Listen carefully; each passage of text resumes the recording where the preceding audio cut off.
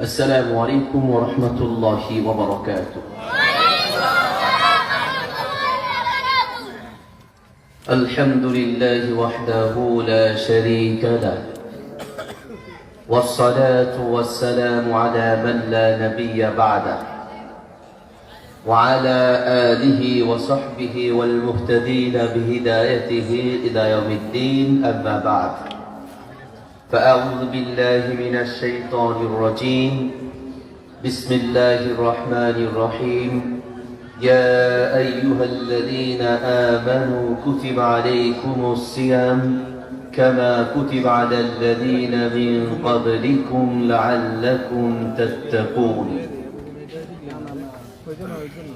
وقال النبي صلى الله عليه وسلم: إن الله لا ينظر إلى صوركم ولا إلى أجسامكم ولكن ينظر إلى قلوبكم وأعمالكم. সকলে মুহাব্বতের সাথে দুরূদ ইব্রাহিম পড়ে আল্লাহুম্মা সাল্লি আলা মুহাম্মাদ ওয়া আলা আলি মুহাম্মাদ কামা সাল্লাইতা আলা ইব্রাহিম ওয়া আলা আলি ইব্রাহিম ইন্নাকা হামিদুম মাজিদ। আল্লাহুম্মা বারিক আলা মুহাম্মাদ ওয়া আলা আলি মুহাম্মাদ কামা বারাকতা আলা ইব্রাহিম ওয়া আলা আলি ইব্রাহিম ইন্নাকা হামিদুম মাজিদ।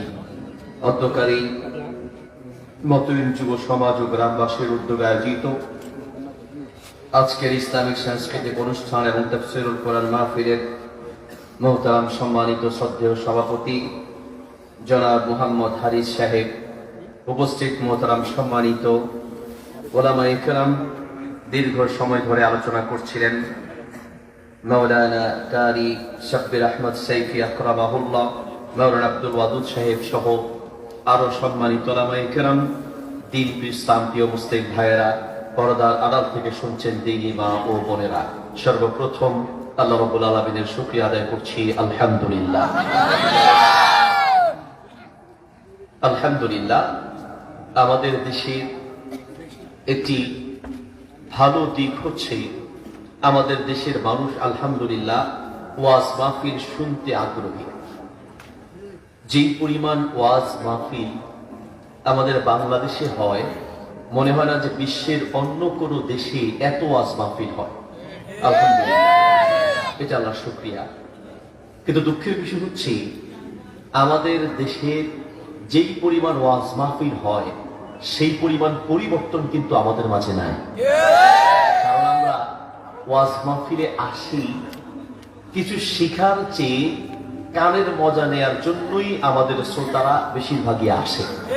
মাহফিল শেষে যাওয়ার পথে যদি জিজ্ঞেস করা হয় যে আজকের মাহফিল থেকে কি শিখতে পারলেন, তো দেখা যাবে যে 2 মিনিটও, পুরো মাহফিলের মধ্য থেকে 2 মিনিটেরও ওয়াজ আমরা কাউকে বলতে পারি না। কারণ আমরা অনেকেই আসি শুধুমাত্র কানের মজা নেয়ার জন্য। আপনারা যারা এখানে উপস্থিত আছেন, কমপক্ষে 5টা মাহফিলে গিয়েছেন, এমন লোক আপনারা আছেন না? কে কে এবছর 5টা মাহফিলে গিয়েছেন? এটা হাত দেখান তো। মাশাআল্লাহ, অনেক মানুষ আছেন। আচ্ছা, এই 5টা মাহফিলে আপনারা যারা গিয়েছেন, যদি একটা মাহফিল থেকে 5টা করে আমলও আমরা শিখতাম, তাহলে 25টা আমল আমাদের শিখা হতো, ঠিক না?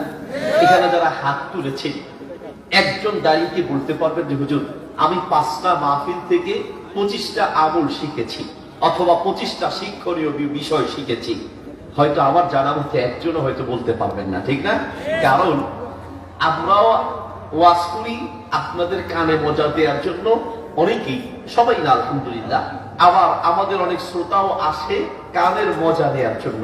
চট্টগ্রাম মাহফিল শেষ করে যাচ্ছে, যাওয়ার পথে বাজারে একজনের সাথে দেখা, জিজ্ঞেস করছে বাজি এই ওদের হরে অবাজি ওয়াজ হুনিবার লাগিয়ে ওয়াজ হুন্য না হুন্নি বাজি কেন লাগে বোধ গম লাগে বোধ গম ওয়াজ গড়গে অবাজি কি ওয়াজ গড়গে 2 মিনিট হন আসাই বাজি ওয়াজ বোধ গম লাগে মাগার কি ওয়াজ গড়গে হন্য পাইব।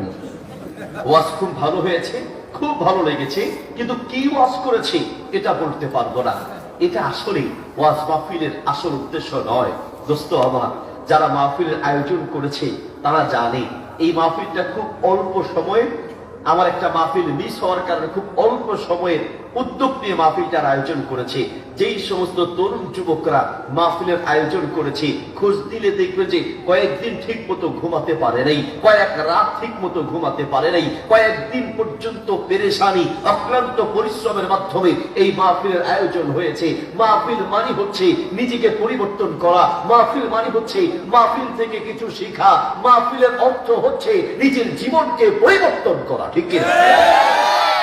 আমরা যে কথাগুলো শুনবো আমলের নিয়তে, জানার নিয়তে শুনবো। রাজি আছি ইনশাআল্লাহ? কে কে রাজি নাই দুই হাত তুলে দেখাই।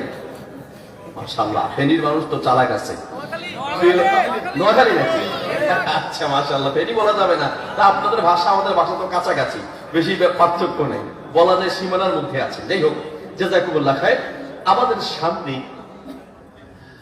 খুব গুরুত্বপূর্ণ একটি মাস আসছে, সে মাসের নাম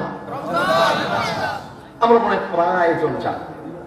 রমাদান আসছে এই বিষয়টা আমরা জানি, কিন্তু সেই রমাদানের জন্য যে পরিমাণ প্রস্তুতি নেওয়া দরকার, কয়টা প্রস্তুতি আপনার নেওয়া হয়েছে? হ্যাঁ, কিছু মানুষ প্রস্তুতি নিয়েছে, কিছু মানুষের প্রস্তুতি নেওয়া শেষ। কার? যারা ব্যবসায়ী, যাদের গার্মেন্টস আছে তাদের প্রস্তুতি নেওয়া শেষ, যারা দোকানদার তাদের প্রস্তুতি নেওয়া শেষ, যারা মার্কেটিং করবে তাদেরও মোটামুটি টাকা কত বাজেট লাগবে প্রস্তুতি নেওয়া শেষ। মানে দুনিয়াদাররা, দুনিয়ার ক্ষেত্রে যারা মজুদদারি, তারা গোডাউনে, আল্লাহ মাফ করুন, তারা গোডাউনে মাল মজুদ করার প্রস্তুতি নেওয়া তাদের শেষ, গোডাউনে প্রস্তুতি নেওয়া শেষ। দোকানদারদের প্রস্তুতি আছে, ড্রাইভারদের প্রস্তুতি আছে, দুনিয়াদারদের বিভিন্ন পন্থায় বিভিন্ন রকমের প্রস্তুতি আছে। আর আপনি একজন আখিরাতের পথিক, আপনি একজন জান্নাতের আকাঙ্ক্ষী, আপনার যদি প্রস্তুতি না থাকে তো এর চাইতে দুঃখের বিষয় আর কিছু হতে পারে না। আপনার কি প্রস্তুতি আছে? পৃথিবীর প্রত্যেকটা গুরুত্বপূর্ণ কাজের জন্য আগে প্রস্তুতি নিতে হয়। পৃথিবীর প্রত্যেকটা গুরুত্বপূর্ণ কাজের আগে আমরা প্রস্তুতি নেই। যার প্রস্তুতি যত সুন্দর হয়, কাজটা তত সুন্দর হয়। কাজ করার আগে প্রস্তুতি নিতে হয়। আমাদের একজন ইমানদার মুসলমানের জন্য রমাদানের চেয়ে গুরুত্বপূর্ণ কোনো বিষয় হতে পারে না। যারা তাকওয়াবান ইমানদার, রমাদান আসছে শুনলেই তাদের কলিজায় আনন্দের জ্বর শুরু হয়ে যায়। ঠিক কিনা? আল্লাহুম্মা বারিক লানা ফি রাজাব ওয়া শাবান ওয়া বাল্লিগনা রমাদান। দোয়া করে মানে কি? আল্লাহ আমার হায়াতটাকে বাড়ায় দাও, রব আমাকে রমাদান পাওয়ার মতো তৌফিক দাও, আমাকে রমাদান পাওয়ার মতো তৌফিক দাও, যেন আমি রমাদানটা পাই। কোন কোন ইতিহাসবিদ বলেন সাহাবী এবং তাবিঈদের অনেকেই রমাদান শেষ হওয়ার পরে 6 মাস পর্যন্ত দোয়া করে, আল্লাহ আমার রমাদানের আমলগুলোকে কবুল করো। আর বাকি 6 মাস, তার মানে রমাদান শুরু হওয়ার 5-6 মাস আগ থেকেই দোয়া করে, মালিক আমাকে তুমি রমাদান পাওয়ার মতো হায়াত বাড়াইয়া দাও, নেক হায়াত বাড়িয়ে দাও, যাতে করে আমি রমাদান পাই। আল্লাহু আকবার। যারা ইমানদার তাকওয়াবান তাদের কাছে রমাদান একটা নিয়ামত। আর যাদের ইমানের দুর্বলতা আছে তারা তো রমাদান দেখলে, রমজান আসবে শুনলেই কলিজা থরথর করে কাঁপে। ইমানদারদের কাছে রমজান কেন আনন্দের? এর কারণ আছে। আমরা অনেকে বলি যে রোজায় কষ্ট হয়, এই কথা বলা যাবে না, তাহলে রোজা হালকা হয়ে যায়। রোজায় কষ্ট হয়, এই কষ্টের কারণে যাদের ইমানের দুর্বলতা আছে তারা রমাদান বা রোজার কথা শুনতেই কষ্ট পায়, আর ইমানদাররা কষ্ট পায় না। কারণটা কি? রোজায় কষ্ট হয় এ কথা সত্য। আমাদের গ্রামের মানুষের কাছে একটা কথা প্রচলিত আছে কি, যে যদি রোজায় কষ্ট হয় এই কথা বলা হয় তাহলে রোজা হালকা হয়ে যাবে। তা আমি বলি, রোজা হালকা হলে তো ভালো, ওজন একটু কমলো, অসুবিধা কি? রোজা হালকা হয় এই কথা ঠিক নয়, রোজায় কষ্ট হয় এই কথাই সত্য। ওমর রাদিয়াল্লাহু আনহু বলেন যে আমরা রোজার কষ্টে মাঝে মাঝে মাথায় পানি দিতাম। প্রচন্ড গরম যদি হয়, রোজায় কষ্ট হয়, আপনি শরীর ভিজাতে পারবেন, মাথায় পানি দিতে পারবেন, অসুবিধা নাই। রমজানের রোজা রাখায় সারাদিন না খেয়ে থাকা নিঃসন্দেহে কষ্টকর, কিন্তু কোন ইমানদারের কাছে রমাদানের রোজার কষ্টকর মনে হয় না। কেন মনে হয় না? একটা দৃষ্টান্ত দিলে বুঝবেন। কোন একটা লোকের পেটে একটা বড় রোগ হলো, ডাক্তারের কাছে গেল, ডাক্তার বলল যে আপনার পেট কেটে আপনার পেট কেটে ওপেন সার্জারি করতে হবে, পেট কেটে এরপর অপারেশন করতে হবে। লোকটা থরথর করে কাঁপতে লাগলো যে আমার পেট কাটা হবে। বললো হ্যাঁ, পেট তো কাটতে হবে, আপনি মারাও যেতে পারেন। লোকটা থরথর করে কাঁপছে। ডাক্তার সাহেব, কোনো ঔষধ দিয়ে কি হয় না? না না, ঔষধ দিয়ে আমার কাছে কোনো চিকিৎসা নাই। ঢাকা শহরের বিভিন্ন ভালো ভালো ডাক্তার দেখায়, একই কথা, অপারেশন ছাড়া উপায় নেই। চলে গেলেন দেশের বাহিরে কোনো কান্ট্রিতে, কথার কথা। যাওয়ার পরে একজন ডাক্তার বললো যে অপারেশন ছাড়াও একটা ব্যবস্থা হবে। কি সেই ব্যবস্থা? প্রতিদিন আপনাকে একটা করে ইনজেকশন দিতে হবে। বলল ডাক্তার সাহেব, ইনজেকশন কোনো ব্যাপার না, অপারেশন থেকে বাঁচার জন্য ইনজেকশন দিতে আমি রাজি আছি। ইনজেকশন যখন দেয় তখন কিন্তু রোগী ব্যথা পায়, কিন্তু এই ব্যথা তার কাছে ব্যথা মনে হয় না, কারণ সে চিন্তা করে ইনজেকশনের এই সামান্য কষ্টের কারণে আমি তো অপারেশন থেকে বেঁচে যাব, আমার জীবনটা বেঁচে যাবে। অপারেশন থেকে বাঁচার চিন্তা করে ইনজেকশনের কষ্ট যেমন তার কাছে কষ্ট মনে হয় না, আনন্দের সাথে ইনজেকশন গ্রহণ করে। ঠিক তেমনি একজন ইমানদার যখন চিন্তা করে রোজার মাধ্যমে, সিয়ামের মাধ্যমে আমার আল্লাহকে আমি খুশি করতে পারবো, আল্লাহর গজব থেকে বাঁচবো, আল্লাহর আযাব থেকে বাঁচবো, জাহান্নামের আযাব থেকে বাঁচবো, যখন চিন্তা করে তখন একজন ইমানদারের কাছে রমজানের রোজা তার কষ্টকর মনে হয় না। ঠিক কিনা? এই হলো পার্থক্য। যাবি আবার রোজার মাধ্যমে আবার আল্লাহকে খুশি করতে পারবো, আমি রোজার মাধ্যমে জাহান্নাম থেকে বাঁচতে পারবো। প্রিয় ভাইয়ের, আমার বলতে চাচ্ছিলাম রমাদান আসার আগে সেই রমাদানের জন্য আনন্দিত হওয়া প্রয়োজন। যে আল্লাহ যদি আপনাকে রমাদান পাওয়ার তৌফিক দেয়, তো প্রথম রোজা যদি আপনি পান, আপনার উচিত আপনি সিজদায় পড়ে আল্লাহ আমাকে তৌফিক দিলে আমিও একই আমল করবো ইনশাআল্লাহ। সিজদায় পড়ে লম্বা সময় আল্লাহর কাছে শুকরিয়া আদায় করব, মালিক পৃথিবীর কত মানুষকে তুমি মাটির তলে নিয়েছো, কত মানুষ করোনায় দুনিয়া থেকে বিদায় হয়েছে, অ্যাক্সিডেন্ট করে বিদায় হয়েছে, কত রোগে শোকে মাটির তলে গিয়েছে। মালিক তুমি যে রমাদান পাওয়ার কত তৌফিক দিয়েছো, এর চেয়ে বড় কোনো নিয়ামত নাই। যদি প্রথম রোজা আপনি পেয়ে যান, তো আল্লাহর কসম করে বলছি, আল্লাহর কসম করে বলছি, আপনার যদি উপলব্ধি থাকে তো আপনার সিজদায় পড়ে চোখের পানি ফেলে আল্লাহর শুকরিয়া আদায় করা দরকার। ঠিক কি? এই পৃথিবীর সবচেয়ে বড় নিয়ামত হচ্ছে আল্লাহ আপনাকে নেক হায়াত দেওয়া। এই পৃথিবীর সবচেয়ে বড় নিয়ামত হচ্ছে আপনি নেক হায়াতে রমাদানের মতো একটা গুরুত্বপূর্ণ মাস পাওয়া। সেই রমাদান যেন সুন্দরভাবে কাটাতে পারেন, এই জন্য এখন থেকে আপনার প্ল্যান থাকা উচিত, পরিকল্পনা থাকা উচিত। আমি যদি আমার কথাগুলো আপনাকে বোঝাতে পারি, তো আজকে বাড়িতে যাবেন, যাওয়ার পরে আপনার স্ত্রী, দিদি, বাচ্চা সবাইকে নিয়ে বসে আগামী রমাদানে কে কত খতম কোরআন তেলাওয়াত করবেন, কে কত রাকাত নফল নামাজ পড়বেন, কে কি আমল করবেন, তার একটা প্ল্যানার দিবেন। প্ল্যানার আস-সুন্নাহ ফাউন্ডেশন থেকে শেখ আহমদুল্লাহ হাফিজাহুল্লাহ রমাদানের প্ল্যানার বের করেছেন। পারলে ওই প্ল্যানারটা নিবেন, নিয়ে প্রতিদিনের আমলগুলো সেখানে নির্ধারণ করা আছে, এখন থেকে নিয়ত করবেন সুবহানাল্লাহ, আমরা তো এমন দয়ালু রব পেয়েছি, সেই দয়ালু রব এত বড় দয়ালু, তিনি বলেন বান্দা তুমি যদি আমল করতে নাও পারো, শুধু অন্তরে অন্তরে নিয়ত করো। তুমি নিয়ত আর প্ল্যান করলে আমল করতে পারো বা না পারো, তোমার নিয়ত অনুযায়ী প্রত্যেকটা আমলের সওয়াব আমি আমল নামায় লিখে রাখবো। কিয়ামতের মাঠে বহু মানুষ তার আমল নামা দেখে অবাক হয়ে বলবে, মালিক এত আমল তো আমি করি নেই, এত আমলের সওয়াব আল্লাহ আমার আমল নামায় কি করে এসেছে, আমি তো এত আমল করি নাই। আল্লাহ বলবে, বান্দা তুমি আমল করো নাই, কিন্তু তোমার অন্তরের ভাষা আমি বুঝি। আল্লাহু আকবার। তুমি করো নাই, কিন্তু বান্দা তুমি যে অন্তরে নিয়োগ করেছো, তোমার অন্তরের ভাষা পৃথিবীর কেউ না বুঝতেও তোমার আল্লাহ তোমার অন্তরের প্রত্যেকটা ভাষা বুঝে। মনে নিয়োগ করলেই আমল নামায় সওয়াব লিখে দেওয়া হয়। আল্লাহু আকবার।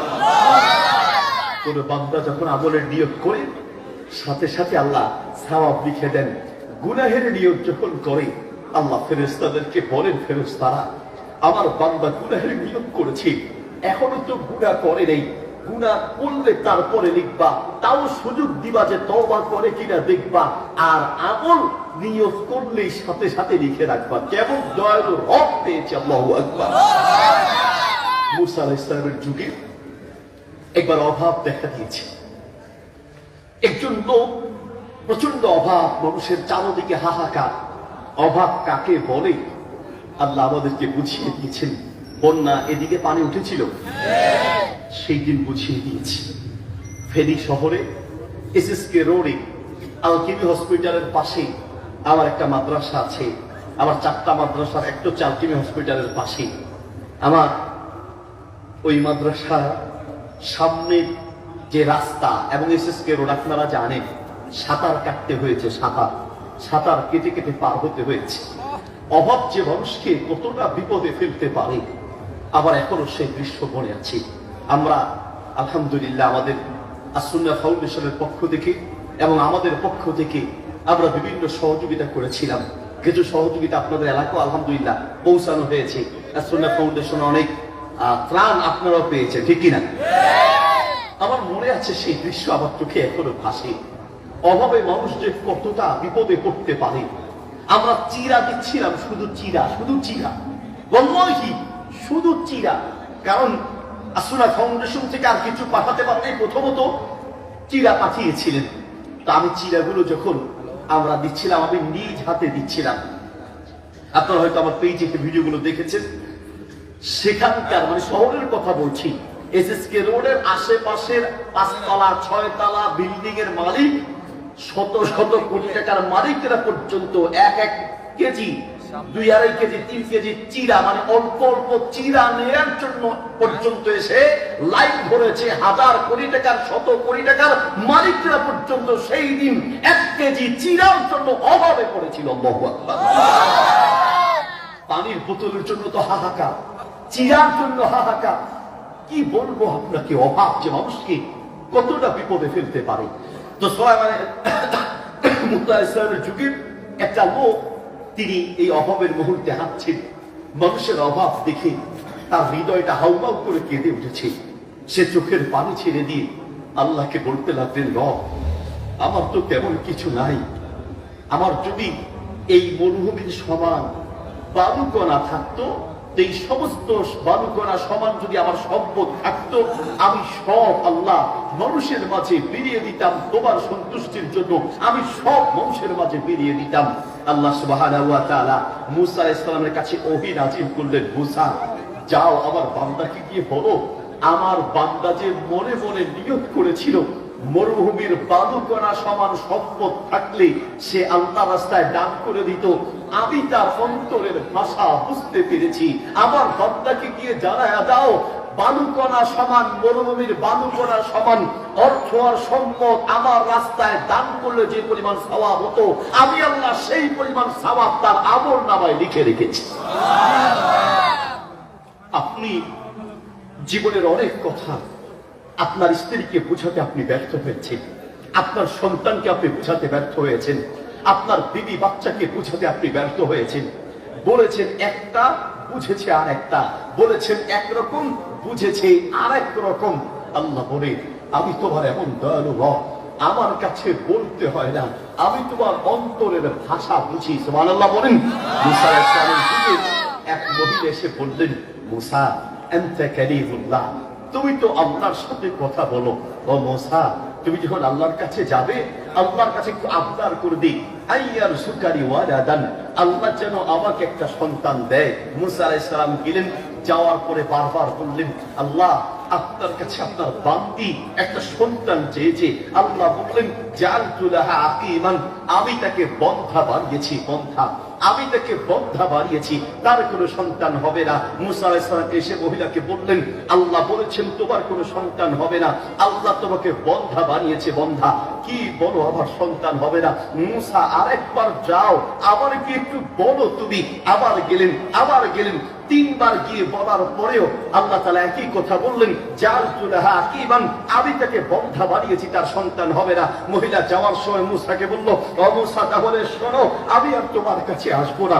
আমি জানি আমার মালিক আল্লাহকে কিভাবে রাজি করাতে হয়। বাড়িতে গিয়ে সেজদায় পড়ে আল্লাহকে ডাকতে লাগলেন, ইয়া রহিম ইয়া রহিম ইয়া রহিম, ও দয়াময় আল্লাহ, তুমি আমার রব, তুমি ছাড়া তো আর আমার কেউ নেই। আমার মনের কথা তুমি ছাড়া আর কাকে বলবো?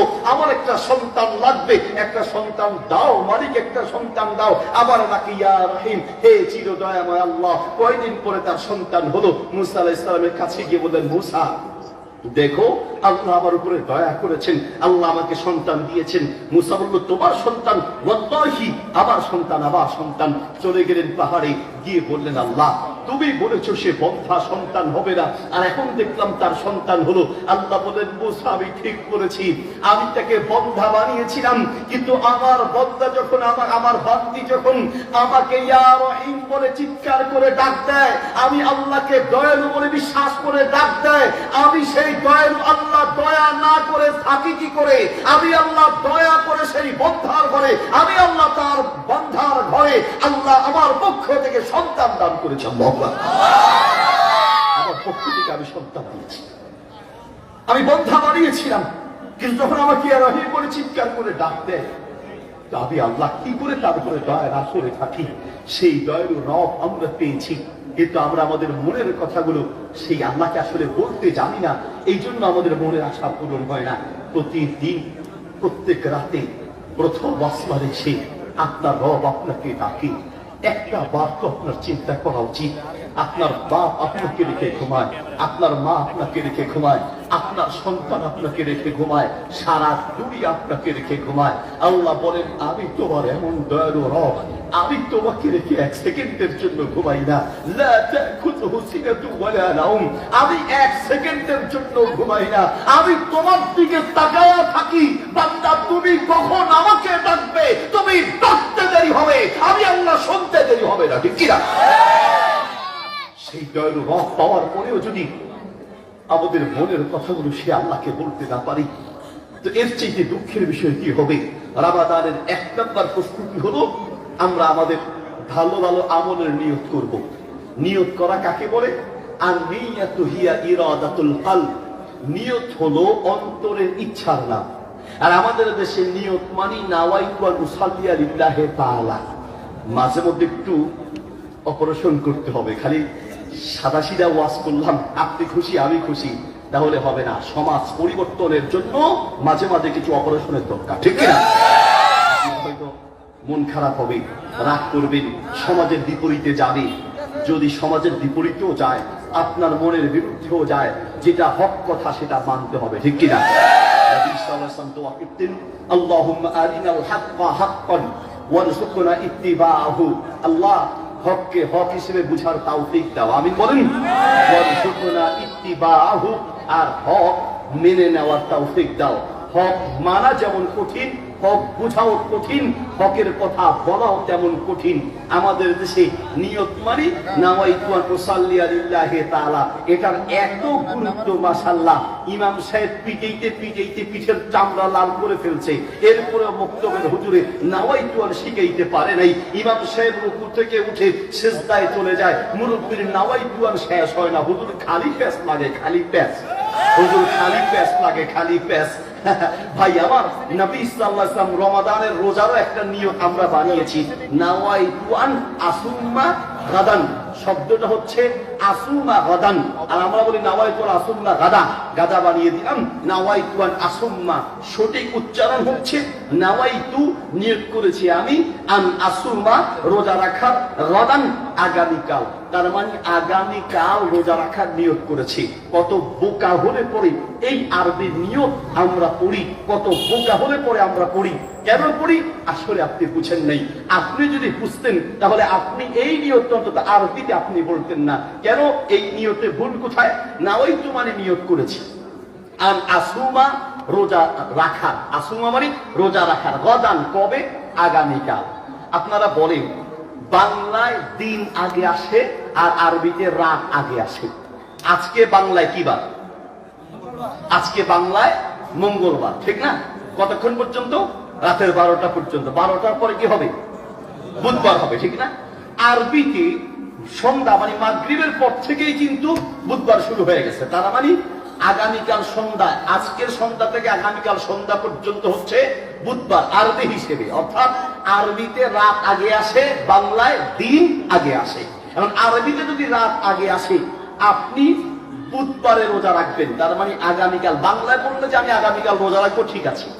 আরবিতে যদি আপনি বলতে হয় যে বুধবার রোজা রাখবেন, তাহলে কি আগামীকাল বলবেন না আজ বলবেন? আজ, ঠিক না? তাহলে আজকে যখন রোজা রাখছেন, সারি যেই দিনের খাচ্ছেন, রোজা কি তারপরের দিন রাখবেন না যেই দিনের খাচ্ছেন ওই দিন?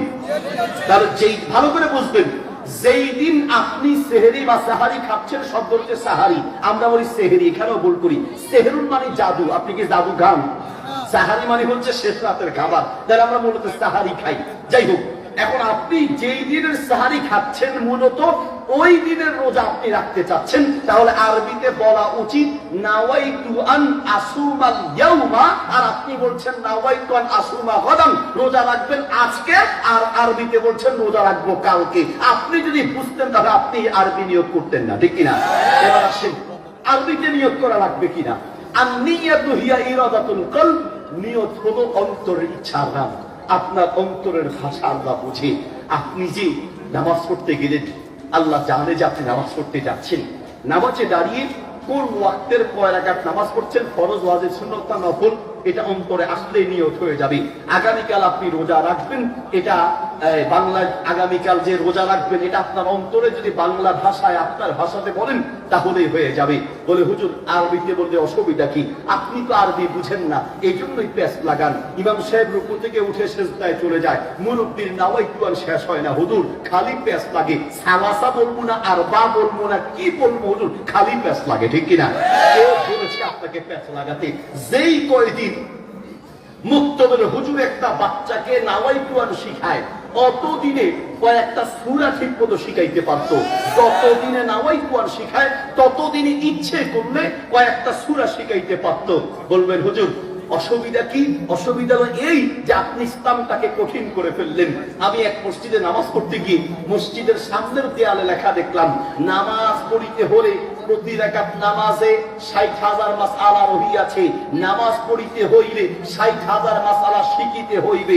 আমি এই লেখা দেখে চিন্তা করলাম, এই লেখা তো আমি দেখেছি, মাশাআল্লাহ, যদি কোন নতুন মুসলিম এই লেখা দেখে, ও চিন্তা করবে বাপরে বাপ, নামাজ পড়তে হলে আগে ৬০,০০০ মাসআলা শিখতে হবে।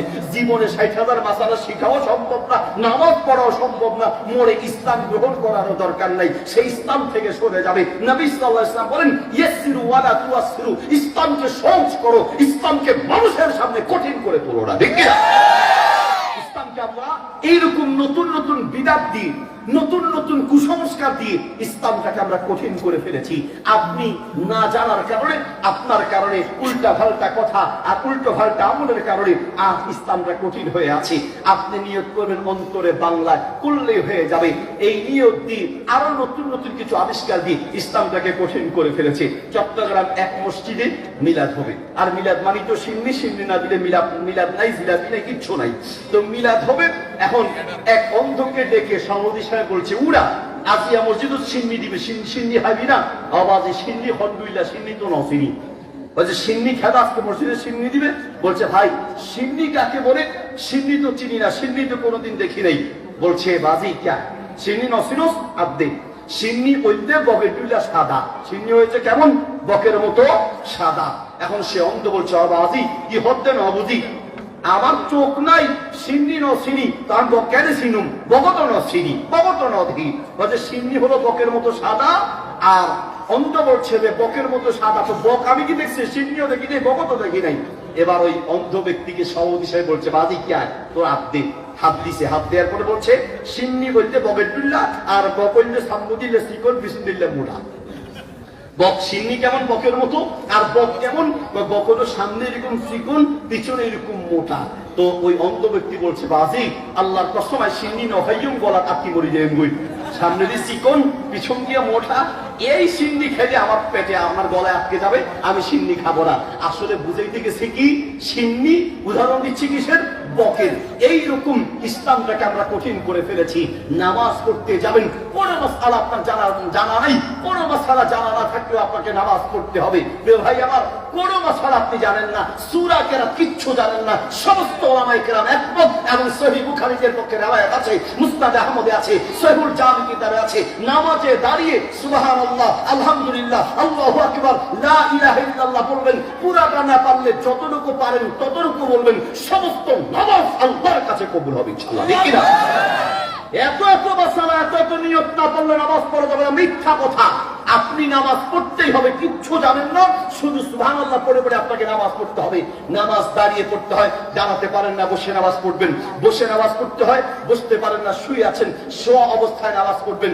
শুয়ে ডান কাঁধ হয়ে নামাজ পড়বেন, ডান কাঁধ হতে পারেন না, চিত হয়ে আছেন, চিত হয়ে পা কেবলামুখী হয়ে চিত হয়ে নামাজ পড়বেন। চিত হয়ে পড়া অবস্থায় পারলে মাথা একটু উঁচু করে দিবেন, উঁচু করতে পারেন না মাথার নিচু অবস্থায় থাকবে। ডানে বামে কাঁধ হতে পারেন না, চিত হতে পারেন না, যেভাবে আছেন ওই অবস্থায় নামাজ পড়বেন। পবিত্র কাপড়ে নামাজ পড়তে হয়, পবিত্র কাপড় নেই অপবিত্র কাপড়ে নামাজ পড়তে হবে। পবিত্র কাপড় নাই অপবিত্র কাপড় নাই, ল্যাংটা বাবা হয়ে বসে আছেন, ওই ল্যাংটা অবস্থায় নামাজ পড়তে হবে। পানি দিয়ে ওযু করে নামাজ পড়তে হয়, পানির ব্যবস্থা নাই, মাটি দিয়ে তায়াম্মুম করে নামাজ পড়তে হবে। মাটি দিয়ে তায়াম্মুম করে নামাজ পড়বেন। বাসে উঠেছেন, আপনি কথার কথা, বাসে উঠেছেন, আপনি যাবেন দিনাজপুর, রংপুর যাবেন, দিনাজপুর যাবেন, যাওয়ার পথে গাড়িতে নামাজের টাইম হয়েছে। ড্রাইভারকে বললেন, ড্রাইভার সাহেব গাড়ি থামান, নামাজ পড়বো। ড্রাইভার আপনার কথা শুনে নাই, গাড়ি থামায় নাই, কি করবেন? আপনি নামাজ ছেড়ে দিবেন না, ওই অবস্থায় গাড়ির মধ্যে নামাজ পড়তে হবে। কিভাবে পড়বেন? দাঁড়াতে হয়, দাঁড়াতে পারেন না, গাড়ির সিটে নামাজ পড়বেন। ওযু করবেন, পানি নাই, মাটির ব্যবস্থা নাই, পায়ের নিচে যে ধুলা আছে, জুতার নিচের যে ধুলা, ওই ধুলাতে তায়াম্মুম করবেন। নিয়ত করবেন তায়াম্মুমের, বিসমিল্লাহ বলে দুই হাত রেখে এরপরে হাত উঠিয়ে হালকা ঝাড়া দিয়ে অথবা হালকা ফু দিয়ে একবার মুখ মাসে করবেন, আবার হাত দিবেন, একটু হাত উঠায়া এরপর আপনি হাত মাসে করবেন। তায়াম্মুম হয়ে গেল। নামাজ পড়তে হবে, কোন অজুহাত দিয়ে নামাজ ছাড়ার কোনো সুযোগ নাই। কেরাত দিয়ে নামাজ পড়তে হয়, সূরা ফাতিহা পড়তে হয়, কেরাত পড়তে হয়, দোয়া পড়তে হয়। কিচ্ছু আপনার জানা নাই, কিচ্ছু জানা না থাকলেও শুধু সুবহানাল্লাহ, আলহামদুলিল্লাহ, আল্লাহু আকবার দিয়ে নামাজ পড়বেন। পাশাপাশি আপনি সূরা কেরাত শিখবেন। শিখার আগ পর্যন্ত সুবহানাল্লাহ, আলহামদুলিল্লাহ, আল্লাহু আকবার, লা ইলাহা ইল্লাল্লাহ বলে নামাজ পড়লে পৃথিবীর সমস্ত আলেমরা একমত, অবশ্যই আপনার নামাজ আল্লাহর কাছে কবুল হবে। ঠিক কি না? আল্লাহ আপনার অন্তরটা দেখে। বলতে চাচ্ছিলাম, নাওয়াইতুয়ান দিয়ে আপনি ইসলামটাকে কঠিন করেছেন। নিয়ত হলো অন্তরের ইচ্ছার নাম। নাওয়াইতুন সাল্লিল্লাহি তাআলা, পৃথিবীর কোন হাদিসের কিতাবের ভেতরে দূরের কথা, ধারের মধ্যে পর্যন্ত এইরকম নিয়ত লেখা নাই। এটা আমাদের বানোয়া পদ্ধতি, এটা আমাদের তৈরি করা। এবার আবার বলবেন, হুজুর তাইলে কি আমাদের বাপ দাদারা কি ভুল করছে? তারা তো সারা জীবন নাওয়াইতু আন উসাল্লি লিল্লাহি তাআলা, নাওয়াইতু আন আসুল্লা গাদান, নাওয়াইতু আন উসকিত আন জিম্মাতি। হ্যাঁ, আগের কালের মুরব্বীরা কোন বাচ্চা মাদ্রাসা থেকে আসতে আগে আজকেই তো এদিকে মাদ্রাসা পড়ছ, আগে পারলে তুই জুমার নামাজের নিয়ত কর। সবচেয়ে কঠিন ছিল জুমার নামাজের নিয়ত। এটা যদি বলতে পারে তো তাহলে ঠিক আছে, পাক্কা ইমানদার। আর যদি এই নিয়ত না পারে তো ও কিসের মাদ্রাসায় পড়েছে?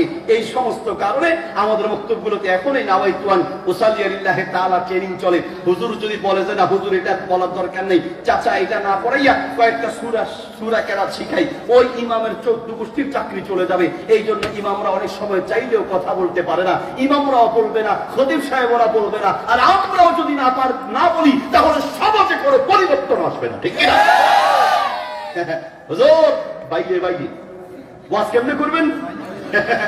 আমি ঢাকা শহরে এক মসজিদে জুমা পড়াতে গেলাম।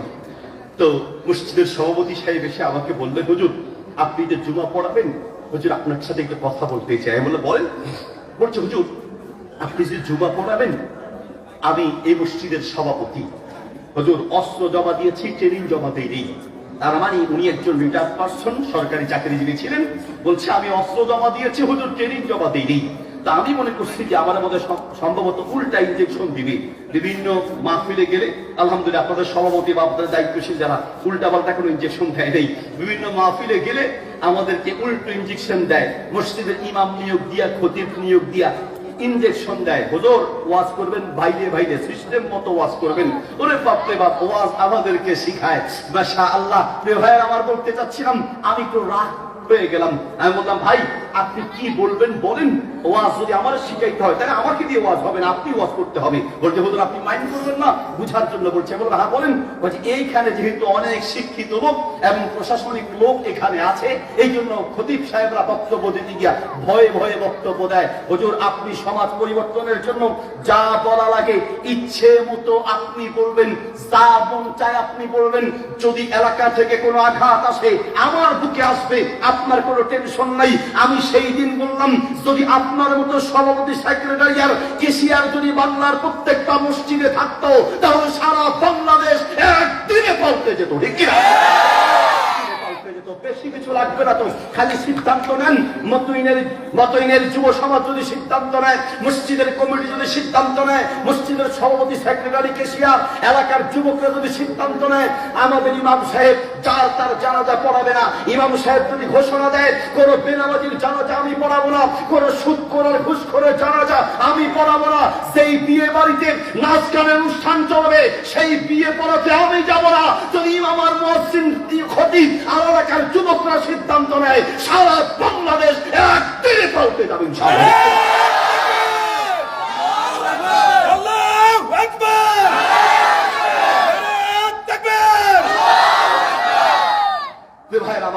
শুধু সিদ্ধান্ত নেওয়া দরকার। নবী সাল্লাল্লাহু আলাইহি ওয়াসাল্লাম যার তার জানাজা পড়াতেন না, আমাদের ইমাম আর খতিবরা যার তার জানাজা পড়াতে চলে যায়। নবী সাল্লাল্লাহু আলাইহি ওয়াসাল্লাম কোন জানাজার খাট সামনে আসলে তিনি আগে জিজ্ঞেস করতেন আলাইহি দাইনুন, কেউ কি এই লোকটার কাছে পাওনাদার আছে কিনা। আমাদের অমুক দলের নেতা, তমুক দলের নেতা, অমুক সভাপতি, তমুক সভাপতি, সেক্রেটারি, কেশিয়ার অমুক তমুক বক্তব্য দিতে দিতে জানাজার লাশের 12টা বাজায়া ছাড়ে। ঠিক কিনা? ইমাম সাহেব বলবে, আগে সিদ্ধান্ত নিবেন যে এই লাশের কাছে কেউ কোনো পাওনাদার আছে কিনা। যদি পাওনাদার থাকে ওই পাওনার টাকা আগে পরিশোধ করতে হবে, তারপরে তার দাফন। আগে পরিশোধ না করলে অসুবিধা কি? অসুবিধা হলো দাফন হয়ে যাওয়ার পরে জানাজার খাট সামনে রেখে লম্বা লম্বা লেকচার দেয়, কে আছেন পাওনাদার যদি কেউ থাকেন, আমার বাবা অনেক টাকা রেখে গেছে, আমাদের সাথে যোগাযোগ করবেন। আছি, আমরা আছি। ভাইরা বলে আছি, আমরা আছি। দাফন হওয়ার পরে পাওনাদার যাইতে যাইতে জুতা 2 জোড়া শেষ, এখনো পাওনার 1 টাকা ফেরত পায় নাই। এজন্য ইসলাম বলে আগে পাওনার টাকা পরিশোধ করো, তারপর তার দাফন হবে। বলতে চাচ্ছিলাম সমাজটা পরিবর্তন দরকার, আর সেই পরিবর্তনের জন্য ভালো করে মনে রাখবেন, বাপ দাদারা করেছে, অমুকে করেছে, তমুকে করেছে। কবরে যখন রাখবে বিসমিল্লাহি ওয়ালা মিল্লাতি। আপনারা যারা কথায় কথায় সমাজের শিরিক বিদআত গুলোকে বাঁচায় রাখেন, যুক্তি দেন বাপ দাদা, তো আপনাদেরকে কবরে রাখার সময় বলা উচিত বিসমিল্লাহি ওয়ালা মিল্লাতি বাপ দাদা। কথা কথায় বাপ দাদা, সব জায়গায় বাপ দাদা চলবে? ইসলাম বাপ দাদার কথায় চলে না, ইসলাম করে হুজুর আর পীরের কথায় চলে না, ইসলাম সমাজের মানুষের কথায় চলে না, ইসলাম চলে আল্লাহ তার নবীর কথা দিয়া। ঠিক কিনা? সমাজের পরিবর্তনের জন্য সিদ্ধান্ত নিতে হবে। আমরা সেই তরিকায় চলবো যেই তরিকায় চলেছেন নবী মুহাম্মদুর রাসূলুল্লাহ সাল্লাল্লাহু আলাইহি ওয়াসাল্লাম। বলছিলাম রমাদানের জন্য 1 নাম্বার প্রস্তুতি নিয়ত করব, আর সেই নিয়ত বুঝে বুঝে অন্তর দিয়ে করব। 1 নাম্বার। 2 নাম্বার রমাদানের প্রস্তুতি হচ্ছে রমাদান মাসকে পরিচয় দিতে গিয়ে আল্লাহ সুবহানাহু ওয়া তাআলা বলেছেন শাহরুর রমাদানাল্লাযী উনজিলা ফীহিল কুরআন। রমাদান মাস হলো কোরআন নাযিলের মাস। আপনি রমাদান আপনার খুব কাছে, রমাদান পাওয়ার পরেও যদি আপনি কোরআন তেলাওয়াত করতে না পারেন, কোরআন নাযিলের মাসে যদি কোরআন পড়তে না পারেন, তো আপনার চাইতে হতভাগা পৃথিবীটা আর কে হতে পারে? আমি তো মাঝে মাঝে বলি সূরা তাকাসুরে আল্লাহ তাআলা বলেন লাতুসআলুন্না ইয়াওমা ইযিন আনিন নাঈম, লাতুসআলুন্না ইয়াওমা ইযিন আনিন নাঈম। কিয়ামতের মাঠে তোমাদের প্রত্যেককে তোমাদের উপরে আল্লাহ যে নিয়ামত দিয়েছেন এই নিয়ামত সম্পর্কে আল্লাহ প্রশ্ন করবেন। কিয়ামতের মাঠে আপনার এই চোখ সম্পর্কে আপনাকে প্রশ্ন করা হবে। আল্লাহ তাআলা বলেন ওয়ামান আ'রাদা আন যিকরি ফাইন্না লাহু মাঈশাতান দানকা। যারা এই কোরআন থেকে মুখ ফিরিয়ে নিবে আমি তাদের জীবনকে অশান্তিময় করে দিব। জীবনকে অশান্তিময় করে দেওয়ার অর্থ কি? জীবনকে অশান্তিময় করে দেওয়ার অর্থ, সংকীর্ণ করে দেওয়ার অর্থ, ঘরে বাহিরে হাতে ঘাটে মাঠে শান্তি থাকবে না। শান্তি ওয়াল্লাহি বলছি, টাকার বান্ডিলে শান্তি নেই, ক্ষমতায় শান্তি নেই, অর্থ আর সম্পদে শান্তি নেই। শান্তি আসমান থেকে আল্লাহর পক্ষ থেকে আসে। কিনা? জায়গায় জায়গায় যেই ঘর থেকে কোরআন বিদায় নিয়েছে সেই ঘরে অশান্তির কোনো শেষ নাই। আমাদের কাছে কত শত কোটি টাকার মালিকরা হুজুর মহা বিপদে আছে। কি পুরো ঘর ব্ল্যাক ম্যাজিকে শেষ, পুরো সংসার শেষ হয়ে গেছে। স্বামী স্ত্রী দ্বন্দ্ব, ভাইয়ে ভাইয়ে দ্বন্দ্ব, ছেলে মেয়ে দ্বন্দ্ব, ব্রেইন আউট হয়ে গেল, পুরো সংসার শেষ হয়ে যাচ্ছে এক একটা ব্ল্যাক ম্যাজিকের কারণে। জিনে ভূতে শয়তান পুরো ঘর দখল করে রেখেছে। হুজুর এখন কি করবো? এমনি হুজুর চেনে না। জিনে ধরলে তখন বুঝে যে হুজুরের গুরুত্ব কত বেশি, ব্ল্যাক ম্যাজিকে পড়লে তখন বুঝে হুজুরের গুরুত্ব কত বেশি, তালাক দিলে বউলে তখন বুঝে হুজুরের গুরুত্ব কত বেশি, ঠিক কিনা? এক বড় অফিসার রাতে প্রায় 1টার সময় ফোন দিয়েছে। আমি চট্টগ্রাম সাতকারে মাহফিল থেকে আসার পথে ফোন দিছে। ফোন দিয়ে হুজুর আবার মেসেজ দিল অনেকগুলো। আমি মাহফিল থেকে নেমে মেসেজ মাত্র দেখতেছি, মেসেজ লিখেছি, হুজুর আমার জীবন মরণের প্রশ্ন আমি শেষ, হুজুর আপনার সাথে একটু কথা বলতে চাই। তো আমি ওনাকে কল দিলাম। কল দেওয়ার পরে বলছে, হুজুর মহা একটা বিপদ। কি বিপদ? হুজুর আমি একটা তালাকের মাসআলা নিয়ে হুজুর মহা বিপদে পড়ে গেছি। হুজুরদের গুরুত্ব তখন বোঝা যায় এখন ডিভোর্স আর তালাক দেয়। তার ওই মেসেজ দেখেই বুঝছি যে নিশ্চয়ই এখানে কোনো একটা অঘটন ঘটেছে। ঘরে ঘরে তালাক, ঘরে ঘরে অশান্তি। খোঁজ নিয়ে দেখেন ঘরে অশান্তির সবচেয়ে বড় কারণ ঘরে দ্বীন না থাকা, ইসলাম না থাকা অশান্তির সবচেয়ে বড় কারণ। হয় স্বামী কি বুঝে না, না হয় স্ত্রী বুঝে না, না হয় স্ত্রী বুঝে না, না হয় স্বামী বুঝে না। অশান্তি কাকে বলে? যে মুরব্বীরা, ভালোবাসা কাকে বলে? মুরব্বীদের কাছে আছে। আমার অফিসে গিয়ে মাঝে মাঝে বসে, হুজুর কি হয়েছে? দিয়ে লেছি হুজুর, দিয়ে লেছি। কে দিয়ে লেছে? হুজুর দিয়ে লেছি। আরে বুঝেন না হুজুর, আগে বলতে মুখে বাঁধে নাই, এখন মুখে বাঁধে। কি দিচ্ছেন? হুজুর তালাক। এমন ভাবে তালাক হচ্ছে, বিয়ে করলেন কয়দিন? 2 সপ্তাহ, তালাক হয়ে গেছে। বিয়ে করছে কয়দিন? মাত্র 1 বছর, তালাক হয়ে গেছে। ঠাকুর কাছে ফোন দিয়ে বলতেছে, হুজুর একটা মাসালার জন্য আপনাকে অনেকক্ষণ ধরে ফোন দেই। কি মাসালা? হুজুর মাসালা হলো আমি তালাক দিছি, তালাকের মাসালা। তো এলাকার আলেমদের কাছে যান, হুজুর যার কাছে যাই সে নিজেই বিপদে পড়ে। কেন? হুজুর তালাকটা সাইজ কত হয় রে, তালাকটা খুব বে সাইজের হয়েছে। তাহলে কোন সাইজের তালাক দিচ্ছেন আপনি? তালাক দেওয়ার সময় বলছি তোরে তালাক, তোর মারে তালাক, তোর আব্বারে তালাক, তোর 14 গোষ্ঠীরে তালাক, করে 100 200 300 তালাক। তালাক দিতে কয়শো? 300। আমি বললাম আপনার গোড়ানে কি তালাক আনা ছিল না? মেজাজ গরম হইলে আমাদের মাথা ঠিক থাকে না। রংপুর থেকে এক মহিলা ফোন দিছে, হুজুর একটা তালাকের একটা মাসালা। বললাম কি মাসালা? বলেন হুজুর আমি আমার স্বামীরে আব্বা ডাকছি, আব্বা। আরে দুনিয়ায় এত মানুষ থাকতে আপনি স্বামীর আব্বা ডাকতে গেছেন কেন? হুজুর বিপদে পড়ে রাখছে। কি বিপদ? বা আমার স্বামী রাগ বেশি, আমার বাম হাত দিয়ে ধরছে, ডান হাত দিয়ে লাঠি নিয়ে পিঠে আর আব্বা শেষ পর্যন্ত আমি আব্বা কইয়া তারপরে বাচ্চা। এই হলো আমাদের বাস্তবতা। কি দিয়ে আপনাকে বুঝাই? ঘরে অশান্তির শেষ নাই। সৌদি আরবের এক আলেমের কাছে এক যুবক গিয়ে বলছে, ইংরেজি তেজা ওয়াস্তু শাইখানা, একটা উপদেশ চাই, আও সিনি আমাকে উপদেশ দেন, আমি নতুন বিয়ে করেছি। বলছে সংসার যদি সুখের করতে চাও তাহলে মনে রেখো এই মেয়েটা তার মা বাবা ভাই বোন আত্মীয় স্বজন সব ছেড়ে তোমার কাছে এসেছে। তুমি যদি সুখ আর শান্তিতে বসবাস করতে চাও তাহলে তার মা বাবা আত্মীয় স্বজন ভাই বোন তাকে যেই পরিমাণ ভালোবাসা দিয়েছে তুমি আর তোমার পরিবার সেই পরিমাণ ভালোবাসা দিতে হবে। আর ঘরের মধ্যে দ্বীন ইসলাম ঢুকাও।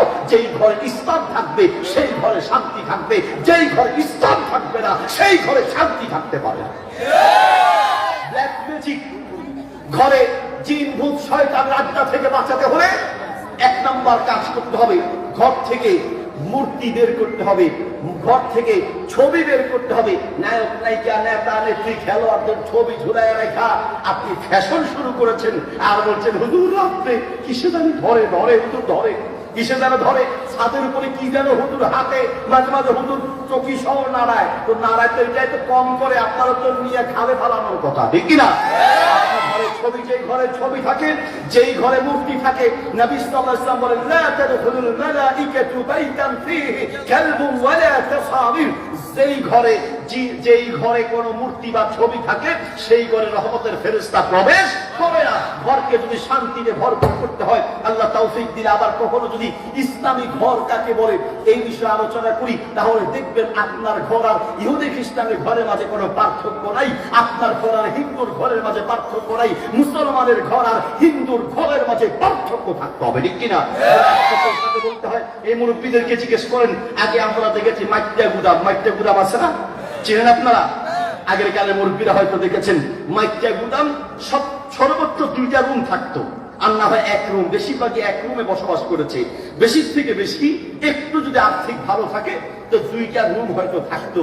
এই 2 রুমের মধ্যেও এক কোনায় জলচকি চিনেন, নামাজের জন্য বসাতো যে জলচকি বসায়া চারপাশে কাপড় দিয়ে ঘেরাও দিয়ে এরপরে জলচকি রাখতো নামাজ পড়ার জন্য। আগের কালের মুরব্বীরা বুঝতো মুসলমানের ঘর মানে আর কিছু থাকবা না থাক, নামাজের জন্য একটা জায়গা থাকতে হবে। আর তুমি যুবক ঘর করেছো 2 তলা 3 তলা 4 তলা 1 তলা 5 থেকে 6টা রুম আছে, তোমার এই ঘরের মধ্যে ওয়েটিং রুম আছে, লিভিং রুম আছে, বাথরুম আছে, টিভির রুম আছে, ওয়েটিং রুম, লিভিং রুম এবং কি বাথরুম আছে। অথচ তুমি মুসলমানের বাচ্চা, তোমার ঘরে নামাজের কোনো রুম খুঁজে পাওয়া যায় না। ঠিক কি হতে পারে? আগের কালের মুরব্বীরা সকাল হলে পরেই কোরআন তেলাওয়াত নিয়ে বসতো, সন্ধ্যা হলে পরে কোরআন তেলাওয়াত নিয়ে বসতো। তারা বুঝতো মুসলমানের ঘর মানে ওই ঘরে কোরআনের তেলাওয়াত থাকতে হবে। যেই ঘরে কোরআনের তেলাওয়াত থাকে জিন ভূত শয়তান থাকতে পারে না, কোন ব্ল্যাক ম্যাজিক সেখানে আক্রমণ করতে পারে না। বিশেষ করে মাঝে মাঝে সূরা বাকারা তেলাওয়াত করবেন, ইনশাআল্লাহ আপনার ঘর জিন ভূত শয়তান মুক্ত হবে। দোস্ত কি দিয়ে আপনাকে বুঝাই, ভাই কি দিয়ে আপনাকে বুঝাই, শুধু আখিরাতের শান্তি নয়, এই দুনিয়ার শান্তিও এই কোরআনের মধ্যে আছে। ঘরে কোরআন তেলাওয়াত চালু করেন, ঘর থেকে অশান্তি দূর হবে, জিন ভূত শয়তান এবং ব্ল্যাক ম্যাজিক থেকে আপনি বাঁচতে পারবেন। রমাদানের 2 নম্বর প্রস্তুতি হচ্ছে রমাদান আসার আগেই আপনি কোরআন তেলাওয়াত শিখবেন। যারা পারি না শিখবো, আর যারা পারি আরেকটু ভালো করে তেলাওয়াত করার জন্য অভ্যস্ত করব, যাতে করে রমাদান মাসে বেশি বেশি কোরআন তেলাওয়াত করি। 3 নম্বর রমাদানের প্রস্তুতি হচ্ছে রমাদান আসার আগেই তওবা করে নিব। তওবা কাকে বলে এটা আমাদের বুঝতে হবে। আমরা ওই টিভি দোকানে বসে সিনেমা দেখি, মানে খারাপ ছবি চলছে, মুরব্বীরা দেখে আর গালে থাপ্পড় দিয়া কয় তওবা তওবা তওবা। কি যে চলতে আছে, তওবা করাও ঠিক আছে আবার দেখাও ঠিক আছে, এর নাম তওবা নয়। গালে 2টা থাপ্পড় দেওয়ার নাম তওবা নয়। তওবার 1 নম্বর শর্ত, যেই গুনাহ করছেন সেই গুনাহ আপনি ছেড়ে দিবেন। নাম্বার 2, ওই গুনাহ না করার সিদ্ধান্ত দিবেন। নাম্বার 3, ওই গুনাহের পথ থেকে ফিরে আসার পরে অনুতপ্ত হবেন যে আমি এই গুনাহটা করা ঠিক হয় নাই, গুনাহ ছেড়ে দিবেন, গুনাহ না করার সিদ্ধান্ত নেবেন, ওই গুনাহের প্রতি অনুতপ্ত হবেন যে কাজটা ঠিক হয় নাই। নাম্বার 4, আল্লাহর কাছে মাফ চাইবেন, কান্নাকাটি করে যে আল্লাহ আমি এই গুনাহ করেছি আর করবো না, আল্লাহর কাছে সাহায্য চাইবেন। 5 নম্বর হচ্ছে গুনাহটা যদি কারো পাওনা হয়ে থাকে সেই পাওনা ফেরত দিতে হবে। ভাইয়ের জায়গা মেরে দিয়েছেন, বোনের জায়গা মেরে দিয়েছেন, মানুষের টাকা মেরে দিয়েছেন, এই সব ফেরত না দিলে আপনার কোন তওবা আল্লাহর কাছে কবুল হবে না। নবী সাল্লাল্লাহু আলাইহি ওয়াসাল্লাম বলেন কুতিরা, একজন ব্যক্তি যদি 3 বার শহীদ হয়, 3 বার জীবিত হয়, 3 বার শহীদ হয়, 3 বার জীবিত হয়, তাহলে আল্লাহ তাআলা, আল্লাহ নবী সাল্লাল্লাহু আলাইহি ওয়াসাল্লাম বলেন 3 বার শহীদ 3 বার জীবিত হলেও দুনিয়ার সব অপরাধ ক্ষমা হবে, মানুষের 1 পয়সা ক্ষমা হবে না। কথা বলা যাবে না, এই যে ডান দিক থেকে কথা আসতেছে, 1 পয়সা ক্ষমা হবে না, মানুষের কোনো পাওনা আল্লাহ মাফ করবেন না। মনে রাখতে হবে আল্লাহর কাছে মাফ পাওয়ার জন্য মানুষের যে পাওনা সেটা ফেরত দিতে হবে। 3 নম্বর রমাদানের প্রস্তুতি, তওবা করে নিব। 4 নম্বর রমাদানের প্রস্তুতি, যদি তৌফিক থাকে, অর্থ থাকে, তাহলে রমাদানে উমরা করতে যাবেন। উমরা করতে যাবেন। ভাই, যেই সমস্ত তরুণ যুবকরা বিশেষ করে নেশা ছাড়তে পারেন না, গুনাহ ছাড়তে পারেন না, আমি বিশেষভাবে অনুরোধ করব, তৌফিক থাকলে রমাদানে উমরায় যাওয়ার চেষ্টা করেন। রমাদানে উমরা করার মানে রাসূল সাল্লাল্লাহু আলাইহি ওয়াসাল্লামের সাথে হজ করার মতো সওয়াব আপনার আমলনামায় আসবে। সবচেয়ে বড় কথা হলো উমরা করতে গেলে জীবনের যে কিছু পরিবর্তন আসে। আল্লাহু আকবার। গত এই রমাদানের আগের রমাদানে আসুন্নাহ ফাউন্ডেশনের চেয়ারম্যান শেখ আহমদুল্লাহ হাফিজাহুল্লাহর সাথে আমরা একসাথে উমরায় গিয়েছিলাম। ওনার টিমের একটা লোক এসে আমাকে তার জীবনের একটা কথা শোনালো। বলল, হুজুর, আমি সুদের চাকরি করতাম, চাকরিটা ছেড়ে দিয়েছি। হুজুর, আমার জীবনের একটা কথা আমি আপনাকে একদম হৃদয় থেকে বলবো, কাউকে হুজুর আমার নাম ধরে বলবেন না। আমি তার থেকে অনুমতি নিয়েছি যে আপনার নাম ধরে বলবো না, কিন্তু আপনার এই কথাটা আমি মানুষকে বলবো শুধুমাত্র মানুষ শিক্ষা নেওয়ার জন্য। বলছে, হুজুর বলতে পারেন। আমি তার থেকে অনুমতি নিলাম। সে বলছে, হুজুর, ইয়াবা থেকে শুরু করে যত আধুনিক নেশা আছে, আমার মনে হয় হুজুর আমার কোনোটা বাদ নাই। ঢাকা শহরে থাকি, এমন ভাবে নেশার সাথে জড়িত হলাম, আমার মা বাবা ভাই বোন এবং আমার বিবি পর্যন্ত প্রায় দিন আমার সাথে ঝগড়া করেছে। কয়েকবার তো বিবি রাগ করে বাসা থেকে চলে গেল যে আমার সাথে সংসার করবে না। একবার তিনি আমাকে বললো, তোমার জন্য লাস্ট চান্স, এরপরে আর আমি তোমার সংসার করতে পারবো না, কোন নেশাখোরের সাথে সংসার করা যায় না। তো বললো যে হুজুর আমাকে শর্ত দিয়েছে আমি যেন উমরা করতে যাই, এবং সেই উমরায় গিয়ে আমি যেন আল্লাহর কাছে এই নেশা থেকে বানা চাই, আর আমার স্ত্রী একটু আমাকে শর্ত দিলেন আমি যেন 1 মাসের জন্য যাই।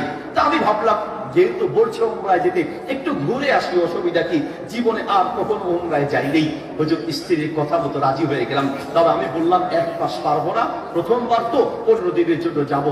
স্ত্রী বলল আচ্ছা ঠিক আছে। বললো তুমি গিয়ে সেখানে কাবার সামনে রেখে আল্লাহর কাছে একটু দোয়া করবে, আল্লাহ যেন তোমাকে নেশা থেকে বাঁচায়। আর ওখানে তো গাঁজা বাজা কিছুই পাইবা না, ইয়াবাও পাবে না, আবার বিশ্বাস তুমি বাঁচতে পারবে। স্ত্রী বললো যে যাও, আমিও রাজি হয়ে গেলাম। আমি আসলে সেখানে গেলে যে নেশা ছাড়তে পারবো কি না পারবো আমার ওই রকম কোনো অনুভূতি নেই। সবাই যাচ্ছে, আমিও যাচ্ছি। হুজুর সাদা এহরামের কাপড় যখন পরলাম, মনটা একটু নরম হয়ে আসলো। সবার মুখে একসাথে শুনলাম লাব্বাইক আল্লাহুম্মা লাব্বাইক, লাব্বাইক লা শারীকা লাক লাব্বাইক, ইন্নাল হামদা ওয়ান নি'মাতা লাকা ওয়াল মুলক লা শারীকা লাক। কি যে একটা ভালো লাগা কাজ করছে।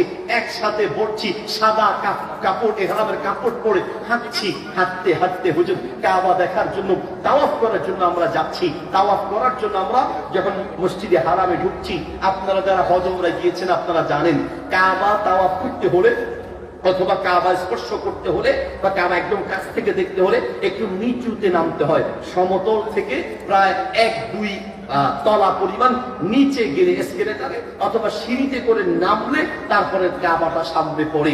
সেই লোকটা বলছে হুজুর জীবনে প্রথমবার তো, কখন কাবা দেখবো আমার জানা নাই। সবার সাথে যাচ্ছি, সবাই যাচ্ছে, আমিও যাচ্ছি। যেতে যেতে সিঁড়ি থেকে নামতে নামতে হঠাৎ করে হুজুর কাবাটা আমার চোখের সামনে পড়েছি। আমি মোবাইলে কতবার কাবা দেখেছি, কতবার ছবিতে কাবা দেখেছি, কিন্তু বিশ্বাস করেন হুজুর মোবাইলের কাবা, ছবিতে যে কাবা দেখা যায়, ইন্টারনেটে যে কাবা দেখা যায়, সেই কাবার মাঝে আর বাস্তবে কাবা দেখার মধ্যে হাজার হাজার পার্থক্য, লক্ষ কোটি গুণ পার্থক্য, আসমান আর জমিনের পার্থক্য। আমার চোখের সামনে যখন কাবাটা পড়লো, আমি তাকায়া থাকলাম, আমি আর চোখ নামাতে পারলাম না। কালো গিলাপে মোড়ানো, সোনালী অক্ষরে লেখা, এই কাবায় যে এত মায়া, এত ভালোবাসা, আমার সাথে সবাই হারায় গেল। আমি আর কাউকে খুঁজে পেলাম না, তাকায় আছি তো চোখ নামাতে পারলাম না, চোখের পানিতে বুক ভেসে গেল। সেই দিন যে আল্লাহ অন্তরে হেদায়েতের নূর ঢেলে দিয়েছেন, আজ পর্যন্ত আর কোনোদিন আমি নেশা গ্রহণ করতে চাই নাই। আল্লাহু আকবার। সেই পাওয়া এই ওমরার মধ্যে আছে। আমি তো মাঝে মাঝে বলি টাকা নাই, পয়সা নাই। আমরা অনেক সময় ভাবি হুজুর যেতে তো মন চায়, কিন্তু আমার তো টাকা নেই, আমি তো বুড়ো হয়ে গেছি। আর আমি বলি টাকা লাগে না, শক্তি লাগে না, শরীরের শক্তি লাগে না, টাকা পয়সা লাগে না, কলিজার টান থাকলেই সম্ভব হয়। ঠিক কিনা? গত বছর আমি এবং আমার বাচ্চা, আমার মা বাবা সহ একসাথে আমরা উমরা করতে গিয়েছিলাম। আমি আমার বাবাকে নিয়ে তাওয়াফ করছি হুইল চেয়ারে করে। আমার বাবা হাঁটতে পারে না, একটু পায়ে সমস্যা আছে, প্যারালাইজড আক্রান্ত, পা ভাঙা। তো আমার বাবাকে নিয়ে যখন আমি হুইল চেয়ারে করে তাওয়াফ করাচ্ছি, আমার মনে মনে মানে একটা আনন্দ অনুভব করছি। একটু নিজেকে একটু মানে খুব বড় বড় মনে হলো, মাশাআল্লাহ আমি আমার বাবাকে এই বুড়ো বয়সে, শেষ বয়সেও আলহামদুলিল্লাহ তাওয়াফ করাতে পারছি, উমরা করাতে পারছি, সাফা মারওয়া সাই করাতে পারছি। যখন উচিত তৌফিক থাকলে যুবক বয়সে উমরা করা, হজ করা, আমরা তো শেষ বয়সে যাই। আমার বাবা হাঁটতে যেহেতু পারেন না, ওনাকে আমি হুইল চেয়ারে নিয়ে যখন সাফা মারওয়া সাই করাচ্ছিলাম, আপনারা জানেন যে সাই করার সময় সবুজ বাতি দিয়ে একটা জায়গা আছে, যেই জায়গায় দৌড়াতে হয়, একটু দৌড়াতে হয়। এই দৌড়ানোর পদ্ধতিতে এসেছে হাজরে আলাইহিস সালামের পক্ষ থেকে। ইসমাইল আলাইহিস সালামকে জমজমের কূপের ঠিক কাছাকাছি রেখে যখন ইব্রাহিম আলাইহিস সালাম চলে গেলেন, যাওয়ার সময় ইব্রাহিম আলাইহিস সালাম চলে যাচ্ছেন, পিছনে শুধুমাত্র মা আর ছেলে। ছেলের মুখের দিকে তাকিয়ে হাজরে আলাইহিস সালাম খুব চিন্তিত হয়ে পড়লেন। ইব্রাহিম আলাইহিস সালামকে বললেন, স্বামী আপনি যে চলে যাচ্ছেন, মরুভূমি জনমানবহীন এলাকায় আমি আমার বাচ্চাকে নিয়ে কিভাবে থাকবো? আপনি যে চলে যাচ্ছেন, ইব্রাহিম আলাইহিস সালামের কোনো কথা নাই, কারণ আল্লাহর নির্দেশ, কোনো কথা বলা যাবে না। আল্লাহ যা বলেছেন তাই মানতে হবে। সামনের দিকে হাঁটছেন। হাজরা আলাইহিস সালাম জিজ্ঞেস করলেন, এটা কি আপনার রব আপনাকে নির্দেশ দিয়েছে? আপনি যেখানে রেখে যাচ্ছেন আল্লাহ নির্দেশ দিয়েছে? ইব্রাহিম আলাইহিস সালাম ইশারায় বললেন, হ্যাঁ, আমার আল্লাহ আমাকে নির্দেশ দিয়েছে। তখন হাজরা আলাইহিস সালাম বললেন, ইদান লা ইউদাইয়ুন আল্লাহ, সবই আপনি যেতে পারেন, টেনশনের কিচ্ছু নাই। জনমানবহীন এলাকায় মরুভূমিতে যেই আল্লাহ রেখে যেতে বলেছেন, যেই আল্লাহর নির্দেশ আপনি পালন করছেন, ওই আল্লাহই আমাদের জন্য রিজিকের ব্যবস্থা করবেন। আল্লাহু আকবার। কিচ্ছু নাই, কোনো ব্যবস্থা নাই, টেনশন নাই। বউ কাকে বলে, স্ত্রী কাকে বলে? আর আমাদের মাশাআল্লাহ স্ত্রীদের ঘরে ফ্রিজ ভর্তি খাবার, ব্যাংকের টাকা, মানুষের কাছে টাকা, ব্যবসায় টাকা লাগানো আছে। এরপরও আপনি হজে যাবেন, উমরায় যাবেন, কথার কথা দিনই কোনো কাজে বের হবেন, এরপরে তার কলিজায় পানি থাকবে না। খাবো কি? কি খাবো আমি? ইব্রাহিম আলাইহিস সালাম বললেন, হ্যাঁ, আল্লাহ নির্দেশ দিয়েছে, ইদান লা ইউদাইয়ুন আল্লাহ, তাহলে আপনি যেতে পারেন, কোনো টেনশন নাই। যে চলে গেলেন। এখন মা ছেলের ক্ষুধা খাওয়াবে কি? ছেলের জন্য পানি খুঁজতে গিয়ে পাশে একটা পাহাড় দেখা যায়, সাফা মারওয়া। একবার সাফায়, একবার মারওয়া পাহাড়ে দৌড় দিয়ে, একবার মারওয়া পাহাড়ে, একবার সাফা পাহাড়ে দৌড়াতে লাগলেন। কোন পাহাড়ে পানি পাওয়া যাবে, কোন আপনার হচ্ছে ওই যে ঝরনার পানি পাওয়া যায় কিনা, বা কি পাওয়া যায়। বাচ্চাকে রেখে পাহাড়ে উঠলেন।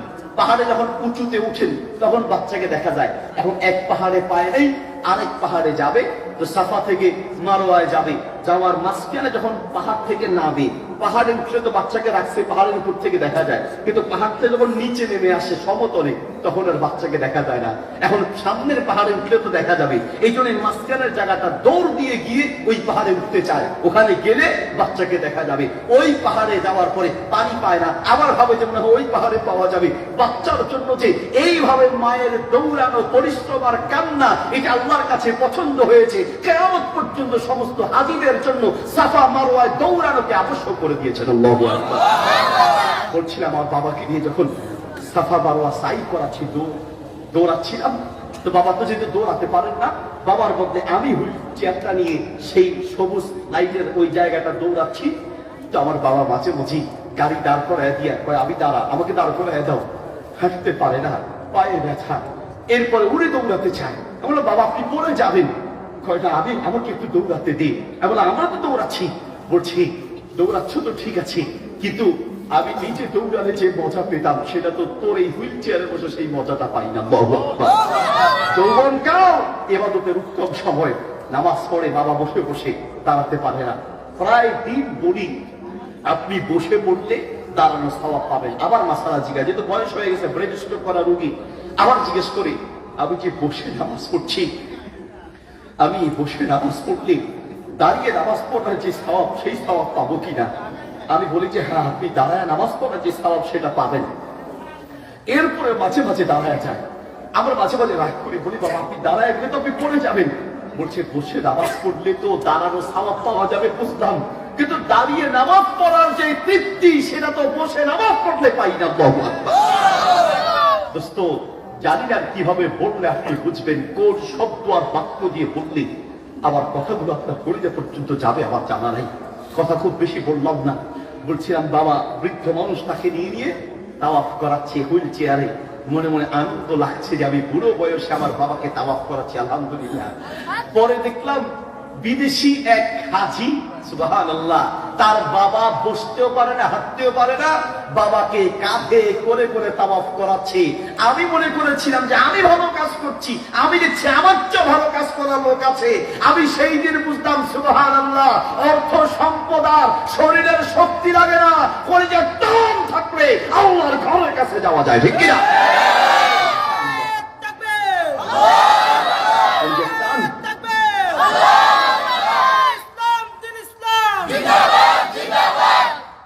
ভাইয়ের আমার, কথা আর বেশি বললাম না।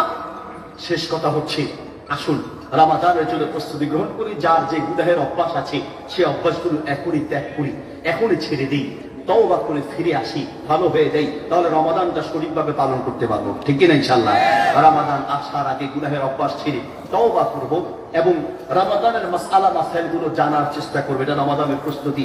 রমাদানের অনেক মাসালা জানি না, বিশেষ করে যুবকরা। একজন ফোন দিয়ে বলছে, হুজুর আমি 4টা রোজা আমার কাজা হয়ে গেছে, রোজাগুলো কিভাবে রাখবো, কিভাবে কাজা হলো?